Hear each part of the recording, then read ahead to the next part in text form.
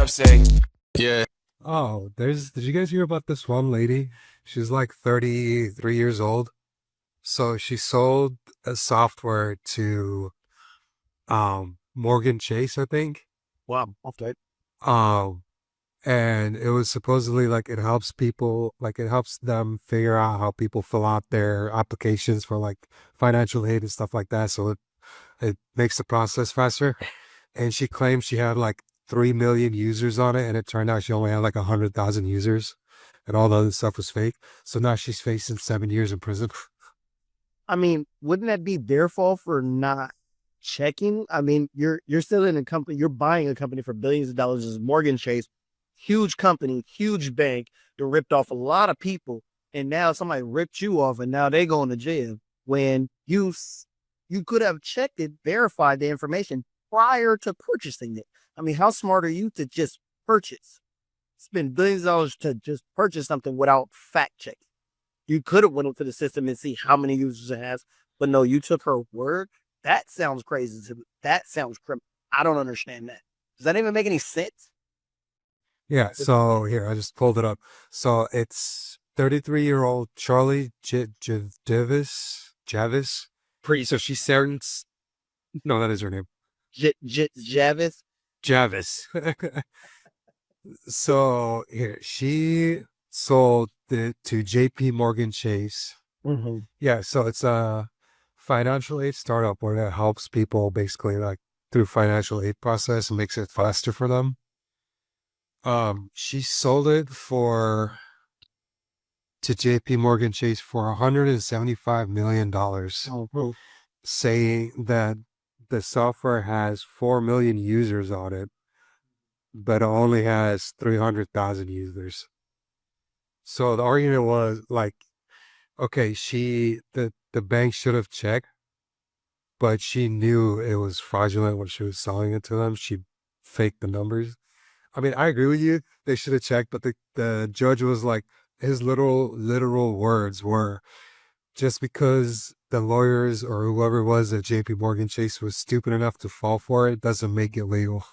no, Yeah, fraud is still fraud, right? Like, you can't just, oh, okay, they made a stupid purchase. Like, that's why there's so many protective acts and all that stuff in place, because there's so many companies that cook the books to get you to, fluff the numbers to increase their net worth. And then you buy it and you're like, wait a minute, none of this stuff is real.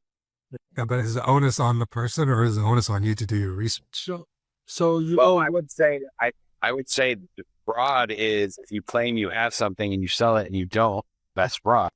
You know what I mean? Go ahead. And then it's almost like in New York, I don't know if y'all have the same law in California, but if you're selling drugs, but say you're selling sheetrock and you're selling it as coke, it's the intention behind it. That's what they say. Her intention was to trick these people. She knew what she was doing already. She knew she didn't have that much. So I guess that's why in the area guilty. Yeah, for intention. You'll get found guilty for intention. Like if you got a gun on you, you pull it out and you don't use it, you could get the same time as using it for not using it, because if they could prove your intention behind it. So you do time and you are guilty for intentions. I mean, in California, if you pull it out, like there's going to be a lawsuit and there's going to be, like, that's the big thing I learned in my concealed carry class. Like, as soon as you pull the gun out, that's $10,000 in court fees, legal fees, and you're getting arrested. So you better have a good intention to pull it out, or not a good intention. You better to use it to pull it out.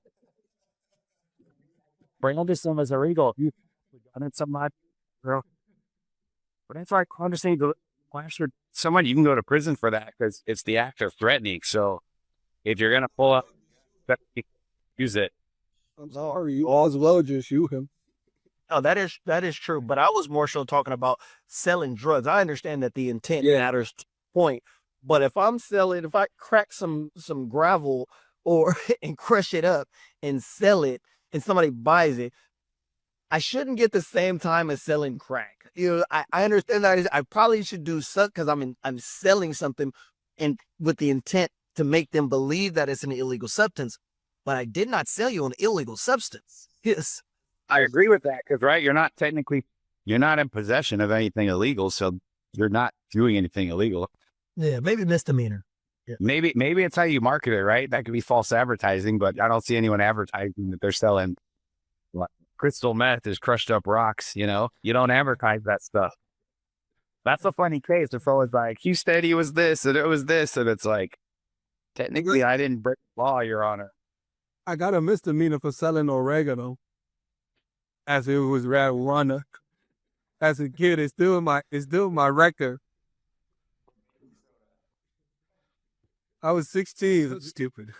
I was 16 and we found a whole bunch of baggies and we got the bright idea that we was going to get an oregano and spray it. They were giving around a sample of roach spray, and we took the roach spray and started spraying the oregano and was filling up the baggies and was selling it. And people were coming back to buy it. All right, drug dealer, let's get us. I'm not a drug dealer, no, for. It's business ideas. There you go. It's a business idea. It's legal in California now. I saw online yesterday that somebody that they charged $30,000 for helping you name your child. I was like, what? I'm doing the wrong thing. I can help them. You need $30,000? I'll send you 30,000 names. Pick from one. I think that's impressive, and the people who are actually paying that 30,000 are insane. I just found my new business venture. You just took them into something that you like, but they're like, oh, that's a great idea. Yeah, but then you got to find a fool, essentially, because I don't see how a sane person would pay $30,000 just to name their child when Google does it for free. So, with way too much money. yeah, He's in the area too. man, wow. And he's made a business out of this. So he's found multiple people who's willing to pay him this much money in order to finance his lifestyle. Respects to him, though. All respects to this money. The lake it says, meet the San Francisco woman who charges $30,000 to name the art baby. Even more respect. So what's the topic for today? Because I got to be out of here at least by 9:15, 9:20. And I think we can have a good conversation. We can talk about the first topic you wanted to talk about, and then we can talk about Roy's topic of military standards going up, dropping deep, and the standard of excellence is not increased because it's a matter of national security. Blah, blah, blah. So let's get into what you want to talk about, Will. What do you want to talk about? Oh, I was about to say, because that's a good topic because you were in the military. So I was like, man, we should have somebody who was in the military on speaking about you. Then this Irish, so I think that's a great topic. I wonder if somebody sent that last night in the group text, just What, that you were in the military? You said you asked friends. Anyways, oh my. Hey. Well, essentially the topic that I had reached out to Stephen about was, is it a father's responsibility to teach his sons to respect the other women? That's the topic. I think it's a father's responsibility to teach the woman, the daughter and the son how to respect a woman. Because Record, I think. as a father, you're modeling what her future husband should look like to the daughter. So if you're not a good husband to your wife, you're setting the standard for your daughter, right? And how to treat women. And so if you're a scumbag, the woman's going to be like, oh, this is what men are like. This is how husbands are. This is, he doesn't love my mom. He doesn't respect her, treat her with kindness, open the door, all that stuff.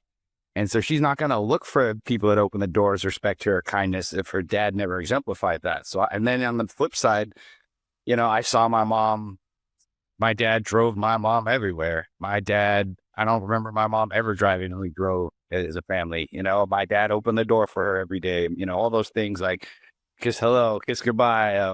So everything that I think the male learns and how to treat a woman is from the father, leading by that example too. So I think it's twofold. I think it's the daughter and the son, but also I think that this is why society is so broken. We have a lot of fatherless households. I think it's like, is it 50 to 70%, something crazy in the modern era of co-parenting or two-parent or single-parent households, where it's like, if you don't have a example of how to model a real marriage or relationship, your kids don't have a model or an example to go based off of when they start dating them. So Certainly the son, if he's not been taught that stuff by his dad, he's going to be a womanizer, or he's going to be exactly what his dad was, or he's going to be a bum. If dad sits on the couch drinking beer, watching sports when he gets home and checks out, guess what? That's what the son's going to expect to do when he gets in a marriage. I'm just going to check out and sit on the couch and put no effort in, right? Yeah. Yeah, so the numbers for the fatherless homes, I just pulled it up. So overall in the United States, as of 2023, is 25% of children in the United States have no father figure. If you want to divide it by like racial differences, That's fatherless, not single parent household too, though. I think single parents higher, which is crazy. yeah. So for white and non-Hispanic children, it says 20%, Hispanic children 29%, and then black children 50% or more. So more than 50%. That's crazy. And I think that's the bigger issue. But yeah, like if you look at the women today, like people talk about daddy issues and everything. Like the way I look at it, kids grow up and they marry who their parents were, because that's who they're used to. That's who they're used to, like taking care of them. That's who they're familiar with. They're attracted to partners that basically imitate their parents. So if you're growing up, if you're a dad and you have kids and you're crappy to your kids and you abuse them or whatever, guess what? Your daughter's going to grow up. She's going to find a man that's going to abuse her the whole time and be crap to her the whole time. And she's not going to get out. That's what she's used to. That's what she thinks is normal. So yeah, the dad has the responsibility to raise both the son and the daughter to be respectful to each other. And he's the example for the daughter of what the husband should be like Steven was saying. Yeah. What do you think, Evan? There's a saying, caught, not taught, right? So you can teach your kid everything you want, but they're going to catch on from what you're doing. Yeah. What do you I think, agree Andy? with I agree with you, especially because of my own life experience of basically not having my father there and then monitoring what my uncles did. Even though they took care of their family, they taught these things, they were womanizing. They were able to have second things, second wife. And for me, sometimes it's something that I have to relearn not to do because it was accepted by culture and it was something that was also taught. So even the things that we teach, and even I think they get influenced by the culture around also. So yeah, you plant that seed at home, but you also got to make sure that the culture around them is not influenced, that you're not letting your friends come around you talking to you about having 2 or 3 women, because your sons are listening to these kind of things. So even if you're teaching him different, Will, you might be my kid's favorite uncle. And if you're doing stuff like that, it's going to be influenced. Sorry to use you as an example, but I will say Yeah, no, I'm sorry, Andy, right? You may not be doing it, but if you're laughing at the jokes the other guys are telling that are like womanizer, disrespecting women jokes, guess what? Your son's right there like, haha, that's funny. It must be true. Mm-hmm. So I agree with you guys, but I'm gonna add another layer to it. So I do believe it's a father's responsibility to model the behavior his daughter should be looking for in a husband. But I'm gonna broaden this topic because as we grow up, we know that we've heard it's okay for a young boy to sow his royal oats, right? That is an accepted practice by no matter what race or background you have. That's pretty much an accepted practice by all men and young boys, to sleep with a lot of girls, to date a lot of girls, to do right. But you don't say that to the young girl, right? We automatically in society naturally tell the young girls not to sleep with a lot of guys, not to look for the bad guy. They do it because they don't have the father role model, but we don't mimic that same conversation to young boys. Don't sleep with a lot of girls. Don't, do all these. I mean, go ahead, Roy, because you're making face. Go ahead, Steve, because spade faces. I grew up in a Christian household. It was always fun. And growing up in church, all that with my Christian household, it was never not talked about. It was like, and we can look at I know boys will be boys, right? But no, I've always been taught from day one from my mom and my dad, like, no, that's not what you do. Like, you meet someone, you date to marry, and the reason you're dating is to marry. When you find that person, you settle down. And, the way that it's biblically designed, if everyone did marry their first partner or marry the first person they slept with or stayed pure until marriage, guess what? We wouldn't have all these problems. We wouldn't have single moms. We wouldn't have out of wedlock births and all these problems that are going on. So it's funny, God designed like this perfect designed for marriage. And also, I read like, having sex is like a knife, right? It's a tool. A knife is a great tool used for many things. It can be a life-saving tool used for cooking, do all these things. But in the hands of a child or a teenager, right, it is a bad and dangerous tool. In the confines of marriage, it's a beautiful, helpful, amazing tool. When you're single, waving it around everywhere, it's very dangerous for you. And you see this effects on society and what it's doing. So I think maybe in how you were not, maybe if you were raised that way, but I've in a Christian household was never taught. So my oaths, it's okay to sleep around. I was terrified. I mean, if I was having sex, I always felt tons of conviction because it was like, man, I know I shouldn't be doing this. And like, I wouldn't go home or tell anyone because it was just like, that's not okay.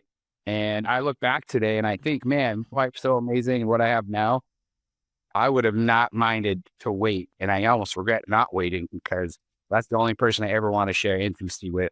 And, you guys are all, obviously you feel that way, Will, but that's what you guys will feel once you guys get married because that's how God designed it. And so I'm going to tell my kid the same thing too. Like, bro, we date to marry. What's your intentions with that girl? I would have Christian friends tell me all the time in college, what's your intentions with her?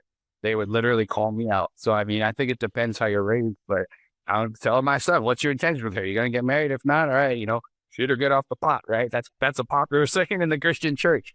And it's like, those are things we're going to have to teach the young men is like, it's not okay because that's not how God designed it.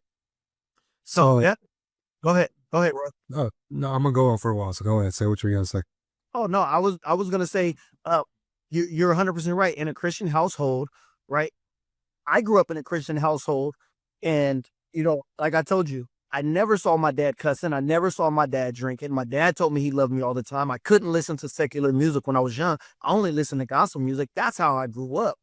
But it was also once I started to get out there, just being a man, there was almost a sense of pride when I was dating or started to have sex. And, it was more so, are you protecting yourself than what is your intention? Right. And so I'm pretty sure that you know what I'm saying when I say that society takes a different tact when it comes to young boys. Yes, in a Christian household, you are supposed to be staying with. It's not frowned upon in society by any means. And that's obviously a problem too, is because, our society in general doesn't call sin a sin. And I wish, I'm assuming none of us here are virgins or were virgins before marriage. So but it's like we can all say though, it's not the way it's intended to be. So I think, there's like a society doesn't like to call sin. And so we relish in sin and we talk about sin or, hey, it's okay that you're sinning, Will, but just wear protection. It doesn't change the fact that it's wrong. And I think that, I mean, as a parent, maybe you got to build more transparency and trust with your kids so you can have those conversations. Because I'm sure your dad, like you said, he was doing the best he could with you, but I'm sure there was a barrier of communication that he couldn't get through to you. Obviously, we talked about this, and that's like you off with the croons, right? Because you're just, he tried his best, and you respect your dad for that. He's a great man, but there's certain things that he couldn't get through, and I think that's it is the hard part too, right? Yeah, it's funny. So we were talking about single parent households. So the majority of that happened. It started in the 1960s is when like the split happened and we started seeing single parents households. And also all these problems that we're talking about right now, like sexual problems, people having sex, having babies out of wedlock, they also started in the 1960s. And you know what else started in the 1960s? The sexual revolution. The sexual revolution. Quoted like the no fault clause in divorce too. So like, I think that's the Supreme, like divorce went through the roof in the early 90s when the Supreme Court had like a no fault clause in divorce. So now like divorce didn't really cost anything. And then all of a sudden it was just a free for all of divorce and marriage where people were staying together. What were you going to say? That was like late 2000s. But yeah, in the 1960s, the second wave of feminism began, and then the sexual revolution began, and they taught everybody like, oh, because before that, like household, like people were dating to marry, people were getting married young, they're having kids in weddings, but after that period, the women started teaching women, like younger girls, they're like, oh, you don't need to be married to have sex. You can have sex with whoever you want. You don't need a man. You can live your life without a man. You can be free. You can do whatever you want. And they went about it the completely wrong way. And it's just the whole generation of people basically got poisoned and brainwashed. And so now we're seeing the effects of that years and years later. We're seeing all these single parent houses. We're seeing all these crime rates going up. We're seeing all these babies being born to teenagers and people out of wedlock. It just created an entire mess, and it ruined an entire generation of people. And people still defend it to this day. They're like, no, it was the best thing that ever happened. Like, no good thing came out of that. Show me one good thing that came out of the 1960s feminism and sexual revolution and all that stuff. Baby, Just the Jesus revival. Yeah, that's completely different. Morgan, Andy. For me, it's more culture. Even though in my culture, we was taught to take care of your family. And if you have children with another woman, if you're going to sleep out, you got to make sure that you able to take care of your second family. Like both of my grandfathers had two families. And they had side family and they had their main family. But financially, you were supposed to take care of it. But even before I hit my teenager's age, my uncles will always ask me, hey, are you already having sexual relationship? Hey, are you already soaking your oats and stuff like that? Because that was also in my culture, I believe, a way of becoming a man. Now you're hitting manhood, especially at the time when you start hitting puberty. It was something that was encouraged by the males that were around me. Was it family? Was it in the street? It was always encouraged. It was like, if you was a virgin at 13, you was being made fun of. And it was encouraged by your group. So peer pressure, I think, also had a lot to do with it. With a girl, if she's not a virgin, she used to get talked about everything. But a guy, when you're not a virgin, you're the man because you soaking your oat already. You are like an alpha male. You are a stud. Everything. So, what did they say? What are you, gay, Andy? 13 or are you? Yeah, if you wasn't soaking your oak before you turn 18, they were saying you was gonna go that way. Bro, do you know the ass whooping I would have got from my parents if they found out I did anything? I mean, I think it's all cultural, right? Because I know the Latin community is like, yeah, you can cheat as long as you take care of your family, or, oh, if you cheat, it's the woman's fault for being a homewrecker, right? Or I know the African American culture, a lot of it's like, yeah, man, go sow your oats. I know it's probably not the greatest thing, but you could do that too. And then I know Roy's Middle East, they're very conservative, and they're like, you need to find a wife. You're 15. Do you find a wife yet? You know what I mean? And then you're about to go on arranged marriages, but you're not married by 20. So, I mean, I know there's a lot of cultural things, but let me ask you guys this question. If we're all going to be parents one day, I know I'm going to be one, Will's going to be one in a matter of a month, like, few days, few weeks from now. How do we address this issue with our kids then? Because we know it's a societal problem. We know many cultures it's acceptable. Or like, let's say, I don't want my family members influencing my kid to say, hey, man, you haven't done anything yet. I want to start with you, Will. How are you going to treat, let's say, if you have a son or even like young Miguel, right? How are you going to tell them that you don't need to be sowing your oats? Oh, 100%. I have these conversations right now. With Miguel, with him dating, I ask him, what is his intentions? Like, have you asked her to be your girlfriend? Respect her. If you're doing something if I see this girl and you're doing something else, then you're not doing what's right. And because he is a godly man, because he knows Christ, because he's given his life to Christ, then I have a higher expectation of him, because you're not just of the world, right? The world is trying to pull you away from what you know, but it's my job to push you back towards God.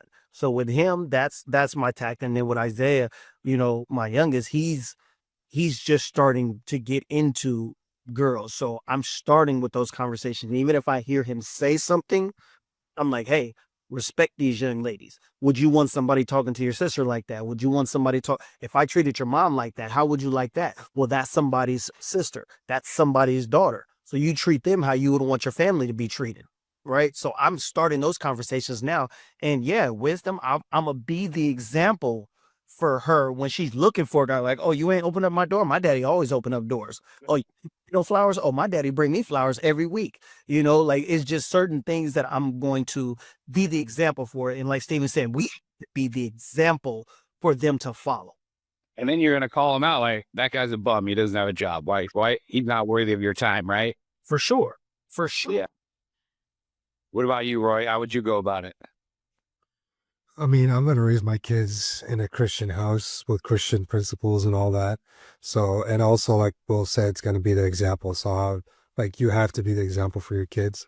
And if you raise them in a Christian household, hopefully those principles stick. I'm not going to be like shoving it down their throat their entire life. But when they're little, whenever they're living with me, like, that's how we're going to live. And hopefully they stick by those principles for the rest of their life. Yeah. Good. What about you, Andy? For me, the same way, show the example, me living that way, me showing them these things, also protecting them where males come around them and try to have these conversations with it. Because like I told you, it's a culture thing. So if my brother come and ask him, hey, are you dating already? Well, what are you even asking him? Why are you trying to take my son's child?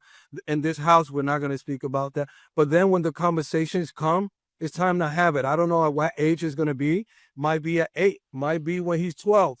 But when these things start showing him in the world and I see it, I'm going to have these conversations with him. How do you feel about betrayal? Because this is what you're doing when you go sleep with another woman, you do this. Or even the first step. What you think you are giving this person when you are having sexual relationship is deeper than just a physical thing. And what doors are you opening for yourself? Because sometimes I wish that I didn't have sex so young. And I don't think I would have had the battles that I have when it comes to sex, thinking about sex and stuff like that. And sometimes that my innocence was stolen from me so young that I seen sex in a different way that I should have never seen it, or how God didn't meant it because it was stolen from me. My innocence in my childhood was stolen from me from actions that adults took for me. So make sure that I protect my sons and my daughters and have these conversations, because the world's going to have it with them. So I'd rather have it and tell them that what the consequences of the actions is going to come behind it. And even at that age, you can't think about so much of your consequences. But I think if you give them the ultimatum and make them connect with the feeling of hurting somebody, I think they'll know the approach, because that's what helped me when my mom connected me with her feeling of my father being unfaithful. Yeah. I mean, also like just showing the effects. There's no secret, we're all in our mid 30s to Andy or 40, right? We got married later in life because, the sin that we've had in our lives and, relationships have been affected by our sin, and how it took us a while to get back on this right path, even to viewing and treating women correctly. I tell people, if I got married a day sooner, I'd be divorced. God wants me to get married when I was 34. And that's fine, because God had to work on me. But if I could have avoided all those things when I was younger, I could have been in a fruitful, loving Christian relationship probably earlier. I mean, God works everything out for those. God works all things for my good in accordance to this will to those who love Christ. But there's also consequences in your life for those mistakes. And then one thing I would tell my kid too, like you guys all mentioned, the Bible verse, bad company corrupts good character. I'm going to make sure that verse is always on the forefront of his heart, because your friends will bring you down. Iron sharpens irons the other way, but yeah, bad company corrupts good character. So he's got to know if his friends are knuckleheads, he's going to be a knucklehead. If he's not doing the right thing, and just teach him that if he's obviously walking with Christ, that he doesn't have that FOMO having to do what everyone else does. I've seen other guys I grew up in high school with, they're just totally blessed and never walked with the crowd. And I see guys now where their kids are just not walking with the crowd. I'm like, man, what a blessing, and how God's going to honor them for doing that. So, I mean, that's one of those things I'm going to preach to my kid. And then, pray. You can go into church, surround them with good people, and just let God do the rest. But yeah, you got to instill those morals and principles in your kid. But Roy, what's the next topic you want to talk about? The military. The new standard. So the Secretary of War now, not Secretary of Defense, because now it's the Department of War, not Department of Defense. He had this speech a couple of days ago where he basically gathered all the generals and high-ranking officials in the military, and he said that from now on, there's going to be one standard across the board for the military. There's not going to be one for male, one for female. It's just going to be a gender neutral standard that everybody has to meet. There's going to be no more DEI policies in the military. There's going to be no more climate stuff in the military, no climate office. So basically, there's one standard. If you meet it, you're in. If you don't, you're out. And everybody, what's that? Got to shave your face too. You got to be professional and clean cut also. Yeah. You gotta look professional from now on. You can't have a full grown beard. Basically, no more watering down to get anyone in. No more allowing people in based off their race, their lack of qualification, or gender. We're not going to water it down. It's just, here's a standard. If you make it, you make it. If you don't, you don't. And this is how war is done. And it couldn't be fair because we want the best out there on the field, not liabilities or people that just snuck in. What do you guys? Everybody is losing their minds over this. Like it's some new concept and it's like unbelievable. Everybody's calling him racist, misogynist, doesn't care about women, doesn't like black people. I'm like, how do you get that out of anything he did? I don't understand that. I was just listening to Hexet's speech right now. I put it on. I'm listening to the speech. But I think more importantly, because you were in the military, Roy, so I may have, my beliefs, which probably line up with yours in this, but I definitely want to hear from you first on this one. What do you think about this new policy? I mean, I like it. A lot of the veterans I know, a lot of people that are still in that I know love it because now they don't have to be walking around eggshells. They don't have to worry about the people around them. Like when somebody's there now, they know that they're capable of doing the job that they're there to do. It's not just because there's some hire that got that position because they needed somebody to feel like they didn't have enough women, so they put a woman in there. She was not qualified. Like they don't have to worry about that. Like if a woman is there now, that woman is able to do the job. They don't have to second guess. They don't have to worry. They don't have to do anything. Like if somebody is in that position, they're capable. They're able to do that job. And Just because what is you? Because she had to pass the same test as you. yeah, she's passing the same test, has the same standards that she met as you. And it takes a lot of stress, a lot of worry away from people, especially the ones on the front lines. And it takes a lot of worry away from like the command leaders, the platoon leaders, all that stuff, because they don't have to worry about like, oh, if I send them out there, they're going to be able to do it. Like, no, they've met the requirement. They're able to do it. They're equipped to do it. So they should be able to do it. I have a question for you, Roy. When you were in the military, was there anyone in there that you felt at any point in your mind, they're not equipped to do this job? And if so, why did you think they were not equipped? Did they not go through the same process as you? For sure. It was so I was in the Navy. We had a chief's mess on my ship and we had about like 30 to 40 chiefs, and the chiefs are in charge of like the different work centers. And I would say out of those, say we had 30 chiefs, I would say out of those 30 chiefs, probably 20 of them passed the PT test regularly. The other 10 could not pass it. And the reason they were still there was because the chiefs were the ones that administered the test. So they were just tweaking it for each other and they were helping each other pass. So now if you have that one standard across the board, they can't do that anymore. All right. What about you, Andy? What do you think about this? I think I have way more questions about how is it going to change and everything, because as we know, women can't compare to men. So how is that test going to be equal for everybody? Then life experience make you more qualified for certain areas too, because talking to my brother that's a chief in the military, he always so said that people that grew up in the hood were able to take it more when it came to the drill structures being on them, stuff like that, than people that grew up in the suburb that did not have to live in a life of survival mode. So those are things that I heard. And also the standard that they still have in the military, that when you have a degree, it gives you a higher position automatically. I don't know if that's going to change for people that went to school and study how to do all the technical thing. Yeah, they might not be able to do the physical things, but it's how are you going to measure this? Because people are different. To have one standard to measure everybody, I don't think it will be fair or give you. I don't know. I think that's the point. It's not supposed to be fair. We want the best. We don't want fair. It's war. It's the military. I want the best people out on the battlefield. I don't want anyone to think that a woman's going to be a liability. If she can't perform the job that a man could perform on the battlefield, if she can't drag a man's body off the battlefield who just got shot, and you got to worry about her and a guy on the battlefield, she shouldn't be doing the job. I mean, that's just basically how it is. So when I see fair, I don't want fair. I want the best when it comes to the military. It's not a job where fairness is required. It's kind of like police officer.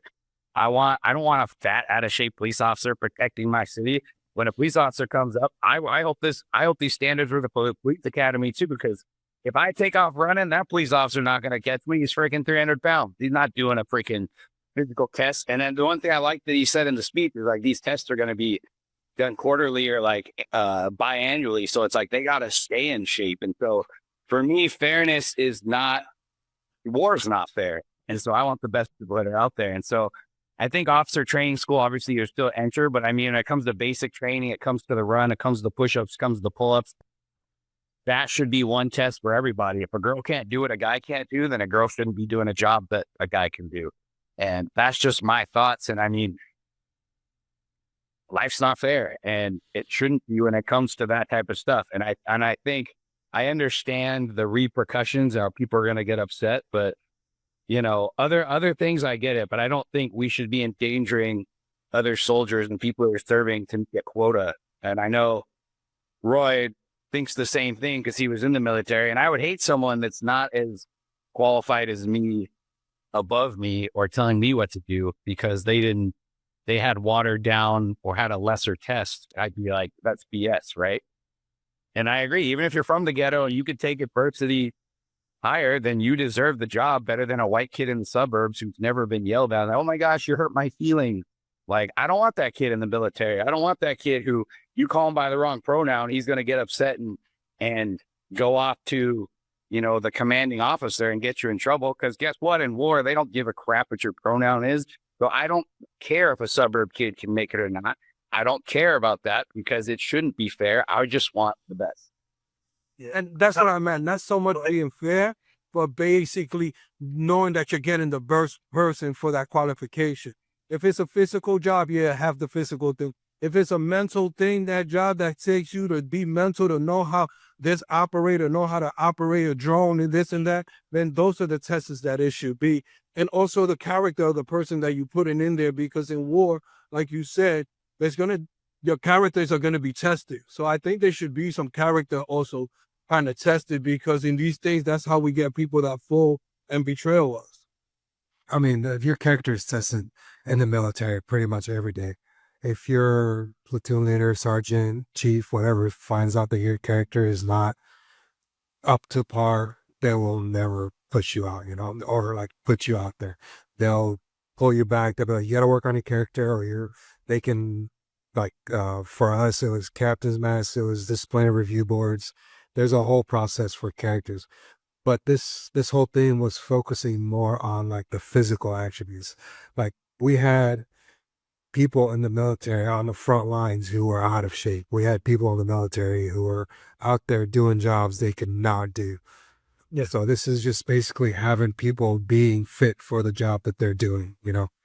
Yeah. I mean, I haven't listened to the entire video, but on the surface, without me having all the information on the surface, of course I agree with that. I think most people would, or even Andy, I think most people would agree with people having a physical strength, right? And I know Andy said fair, but like Andy said, it shouldn't, some things in life should be fair.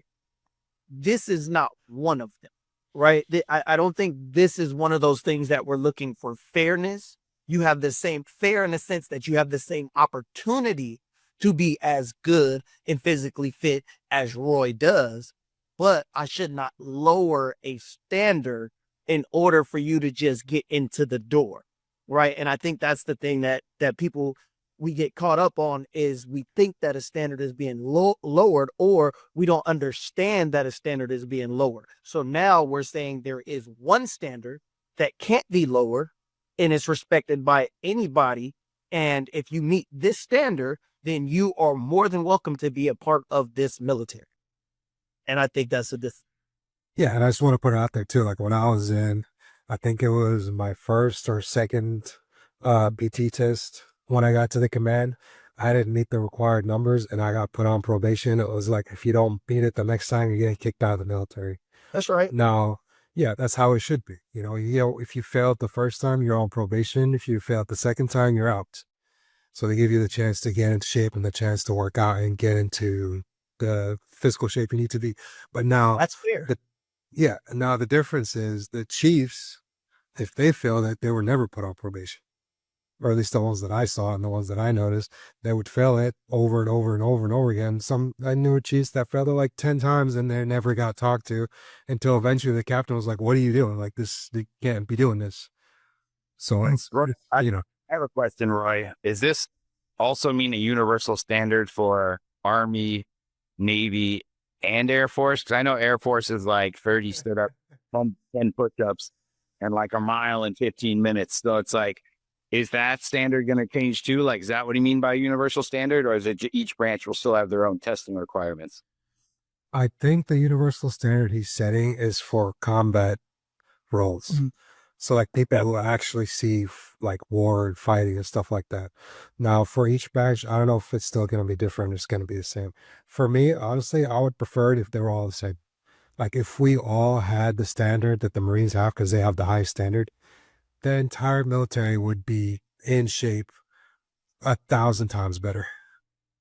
Yeah, and it's kind of like we know student athletes get the best grades. We know that people that work out and exercise get better test scores and higher in IQ, and they have faster, they can think faster. Like those are all proven things. So exercise literally translates to mental acuity and boosting your IQ and thinking quicker and circulation and all that stuff, right? It's like a natural endorphin boost too. So it's like, why would you not consistently want someone to be in shape? Because you know they're going to perform in all areas of life. And it's very, you never meet a person in great shape that's not disciplined. You know what I mean? Because discipline is also a factor, and I want my people to be disciplined. So, and it's I know I'll say this too. The reason we respect everyone, university respects special operators, the Rangers, and the Navy SEALs, because physically they've been through some stuff, and you're like, man, they've been through buds, they've been through Ranger school. Like that is not easy. They've been sleep deprived, running miles and miles a day, and they did that for 30 days straight and got no sleep the whole time. So it's like, Also, we respect it because we know they're physically capable. and also like right now, everybody's hating on him saying that he hates women and everything. Right now, I think in the Army Rangers, I think there's like between 7 or 10 women that passed the test and got selected to be Army Rangers. And nobody's complaining about them. They got the job fair and square. They met the standard. They did it the right way, and they're in, and nobody's going to kick them out. Nobody's going to do anything to change that. Like, that's the example. That's the example that everybody should be following. You pass the test, you get selected, you go through. That's how it is. But Those women are tougher than most people in the Army because they made Ranger school.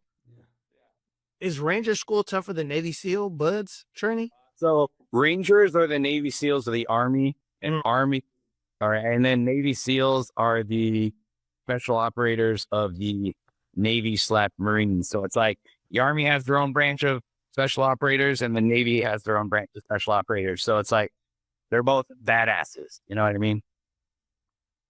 what were you going to say, Andy? My question is like the Air Force. Half of these people are never going to get physical. We need them to be smart. We don't need them to pass a physical test because they're all going to be sitting down on the computer. Most of them don't even see comeback themselves. And those that see comeback are from a plane or they see it from a thing. So the physical for them to pass it, if they could do a smart test. So I think that we have to look at consideration. What is that branch going to do? What is their job? It's like if you're in the Army and you're always on land, I don't need you to swim from one side of the ocean to the other side of the ocean. Now, if you want to come back in the water, then yeah, I'm going to need you for that. So I think the test is also got to be thinking about what is this person going to do? Because you could pass the physical test and be a jarhead, but can you fly and operate this drone from sitting there and stuff like that? Are we testing your intelligence? So I think every position, and then do you think what been happening with the Chiefs is going to change? Or you think they're going to stop giving each other passes, the higher ups? Maybe it'll be enforced to the new ones coming up the rank, and maybe we could break them out of that way of thinking. But I think that it's so invented already in the military to have each other's back like this and give each other passes to break it out of it. So not even I mean, it's the culture that is already in there. How are you going to change it? Because I mean, if you have a standard, you're getting those. if you have a standard that's set and somebody's obviously overweight, you're gonna be able to tell that they're not meeting that standard. And also like so the combat roles have a different type of qualification that you have to go through other than the different roles. So like there's one standard to get into the military, like the Air Force has a physical requirement you need to meet to get in. But if you're going for like their search and rescue, which is their front facing units, you have to go through that extra school and that extra physical requirements and all that stuff, you know. I also So- think if I interpreted from the speech right, you know, a big thing he was upset with is, oh, we promote people for quotas and we promote people for EI purposes. So it's like, even now in the Air Force, unless you pass a certain exam, you're still not going to get the promotion. So I still think that covers what you're talking about, Andy. But now he's talking about, okay, maybe on the Air Force side, you've got to have the mental acuity to be able to pass this test, no matter what your race or gender is, because we still want the best. Yeah, so in the military, if you want to rank up, I think E1 to E3, it's automatic, but above E3, once you get to you want to go to E4, E5, E6 and all that, you have to take a test about your job and be able to get a certain percentage on the test to be able to qualify to even advance in rank. So it's not just like an automatic thing.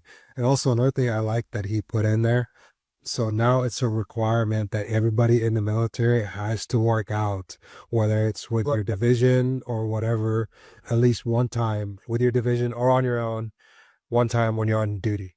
So for us, when I was, when I was in, we had duty once every 4 days. So once every 4 days, you're required to work out. Some commands have it like once every 3 days. Some commands have it once every 6 days. But at least when you're on duty, you have to work out at least one time. I think it was like an hour or something. So I like that too. So to be clear, you're not saying it's the whole military. It's going to be different people in different units. So the ones that go and come back are going to have these things. The ones that sit behind the desk are going to have these tests. They're not going to take the same test as the person in combat because they're never really going to be in combat. Right. Yeah. Those that are So the now front line. Yeah, so but now what's happening is that test for like the front facing combat roles, that's being like they're being lenient with it. So they're allowing people in that should not be in there. All right.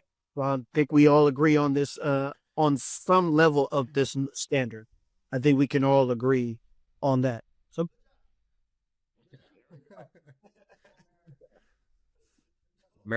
yes, sir. Well, before we end, you know, does anyone want to close us out in prayer? Finish this in prayer and we'll. Let's go, my man Andy. Okay. I'll do it. Let's go ahead. Heavenly Father, thank you for bringing us together, Father. Thank you for being in the midst of this conversation, Father. As we make choices in life, Father, let us put you first, Father.